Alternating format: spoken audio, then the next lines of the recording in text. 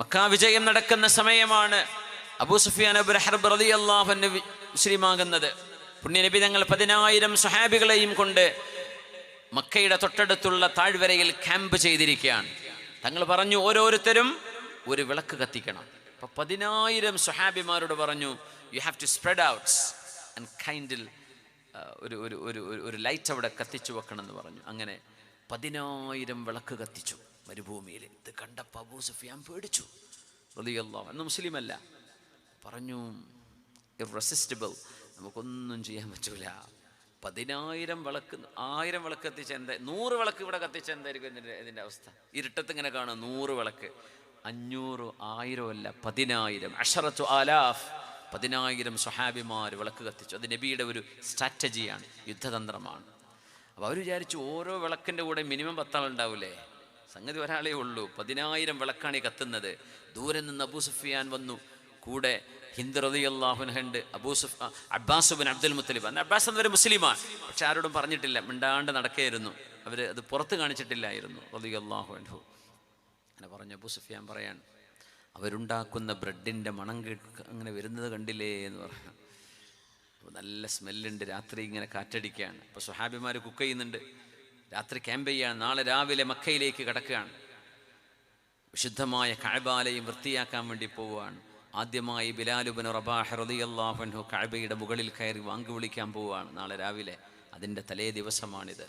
അബൂ സുഫിയാൻ എന്നിവർ ഉറപ്പിച്ചു, Mecca കൈവിട്ടിരിക്കുകയാണ്. Mecca പോയി, ഒന്നും ചെയ്യാൻ പറ്റില്ല. ഇവരെയാണ് ഇവിടെ പുറത്താക്കിയത്, ഇവരെയാണ് ഇവിടെ നാട്ടിയോടിച്ചത്. അവർ ശക്തിയോടുകൂടെ തിരിച്ചു വരാൻ. നബി തങ്ങൾ ഒരിക്കലും യുദ്ധം ഉദ്ദേശിച്ചിട്ടില്ല. തങ്ങൾ മക്കയിലേക്ക് കടക്കുന്നത് തങ്ങളുടെ ഒട്ടകപ്പുറത്ത് തല താഴ്ത്തി, നബിയുടെ താടി ഒട്ടകത്തിൻ്റെ കഴുത്തിലേക്ക് തട്ടി നബി തങ്ങൾ കുനിഞ്ഞ് സുജൂദ് ചെയ്യുന്ന പോലെയാണ് മക്കയിലേക്ക് കടന്നത്. അള്ളാഹുവിൻ്റെ റസൂലിൻ്റെ വിനയമാണത്. നെഞ്ചു വിരിച്ച് ഒരു പോരാളി കടക്കേണ്ട സമയമാണത്. എന്നെ ആക്രമിച്ചവരല്ലേ, ഇനി കണ്ടോളൂ, ഞങ്ങൾ കാണിച്ചു തരാം എന്ന് തോന്നുന്ന ഒരു നേരം. പക്ഷേ തങ്ങൾ അത് ചെയ്തില്ല. സ്വഹാബിമാരിൽ ആരോ ഒരാൾ ആവേശത്തിനൊരു മുദ്രാവാക്യം വിളിച്ചു, അൽ യൗമ യൗമുൽ മൽഹമ യൗമുൻ അദല്ലല്ലാഹു ഖുറൈശ. ഇന്ന് ഇറച്ചിവെട്ടിൻ്റെ നേരമാണിന്ന്, മാംസക്കളിയാണിന്ന് നടക്കുക. ഇന്ന് ഖുറൈശികൾ അല്ലാഹു അപമാനിച്ച ദിവസമാണ്. നിങ്ങൾ പറഞ്ഞു, ആരാണ് പറഞ്ഞത്? അംർ ഇബ്നുൽ ആസ് റളിയല്ലാഹു അൻഹു മറ്റോ ആണ്. തങ്ങൾ പതാക അവിടെ നിന്ന് വാങ്ങിക്കാൻ നേരെ കൊടുത്തു അബ്ദുല്ലാഹി ഇബ്നു അംർ തങ്ങളുടെ കയ്യിൽ. അബ്ദുല്ലാഹി ഇബ്നു അംറേ, നിങ്ങൾ പിടിച്ചാൽ മതി പതാക. വാപ്പയുടെ ആവേശം കുറച്ച് ഓവറാണ്. നബി തങ്ങൾ അതിനെ തിരുത്തി പറഞ്ഞു, അൽ യൗമ യൗമുൽ മർഹമ, ഇത് കരുണയുടെ ദിവസമാണ്.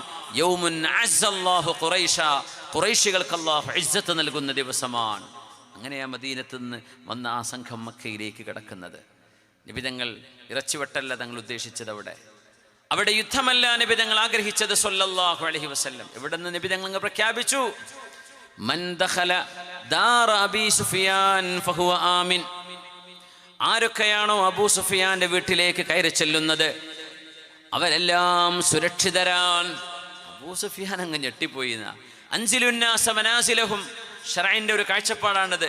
ഒരു നാട്ടിലെ പ്രമാണിമാരായ ആളുകൾ അവർക്ക് എന്ത് ചെയ്യണം? അർഹമായ സ്ഥാനം കൊടുക്കണം. അവരെ സ്റ്റേജിലിരുത്തണം, വേദിയിലിരുത്തണം, അർഹമായ പൊസിഷനിൽ അവരെ ഇരുത്തണം. അത് ഒരു മാന്യതയാണ്. അൻസിലുന്നാസ മനാസിലഹും, ജനങ്ങൾക്ക് അവരെ അർഹിക്കുന്ന ബഹുമാനം കൊടുക്കണം. ഒരു നാടിലെ പ്രമാണിമാർ, അവിടുത്തെ കാരണവർ, അവിടുത്തെ പണ്ഡിതർ, അവിടുത്തെ നേതാക്കന്മാർ, അവർക്ക് എന്ത് ചെയ്യണം? അർഹിക്കുന്ന ആദരവ് കൊടുക്കണം. തങ്ങൾ അങ്ങനെയാണ് പറഞ്ഞത്. അബൂ സുഫിയാന്റെ വീട്ടിൽ ആര് കടന്നാലും അവർ സുരക്ഷിതരാണ്. ഇത് പറയുമ്പോൾ അബൂ സുഫിയാൻ എന്നൊരു മുസ്ലിമായിട്ടില്ല, അദ്ദേഹം മുസ്ലിമായിരുന്നില്ല. അപ്പോൾ തങ്ങൾ പറഞ്ഞു, വിശുദ്ധമായ മസ്ജിദുൽ ഹറാമിൽ ആര് കടന്നാലും അവർ സുരക്ഷിതരാണ്. മൻ അഗ്ലഖ ബാബഹു, ആരെങ്കിലും സ്വന്തം വീട്ടിൽ കയറി ഇരുന്നാൽ അവർ സുരക്ഷിതരാണ്. ഞങ്ങളോട് യുദ്ധം ചെയ്യാൻ വന്നാൽ അവരോട് യുദ്ധം ചെയ്യും, അല്ലാതെ ഇവിടെ യുദ്ധമില്ല. ഇതിൽ അബൂ സുഫിയാന്റെ മനസ്സങ്ങ് നിറഞ്ഞു റളിയല്ലാഹു അൻഹു. അങ്ങനെയാണ് ഹബീബിന്റെ മുമ്പിലേക്ക് വന്നിട്ട് പറയുന്നത്, അൻത നോ കമ്പൽഷൻ, ഒരു നിർബന്ധത്തിനും വഴങ്ങിക്കൊണ്ടല്ല, സുമേധയാ ഐ ഡിക്ലെയർ, ഞാൻ എൻ്റെ വിശ്വാസം ഉയർത്തി പറയുകയാണ്. അഷ്ഹദു അല്ലാ ഇലാഹ ഇല്ലല്ലാഹ് വ അഷ്ഹദു അന്ന മുഹമ്മദുർ റസൂലുള്ളാഹ്. അങ്ങനെയാണ് അബൂ സുഫിയാൻ എന്നവർ ഇസ്ലാം സ്വീകരിക്കുന്നത്. പക്ഷേ ഇന്നൽ ഇസ്ലാമ യജുബ്ബു മാ കാന ഖബ്ല, മുസ്ലിമായാൽ അതിന് മുമ്പുള്ളത് മുഴുവൻ ഫോർമാറ്റ് ചെയ്ത് കഴിഞ്ഞു എന്നാണ്. ഡിലീറ്റും അല്ല, ഫോർമാറ്റ്. പിന്നെ ഒരിക്കലും അതിനെപ്പറ്റി തേടി പോകാൻ പാടില്ല. അവരന്ന് അത് ചെയ്തില്ലേ ഇത് ചെയ്തില്ലേ, അതൊരിക്കലും അള്ളാഹു ചോദിക്കൂല. മുഅ്മിനീങ്ങളും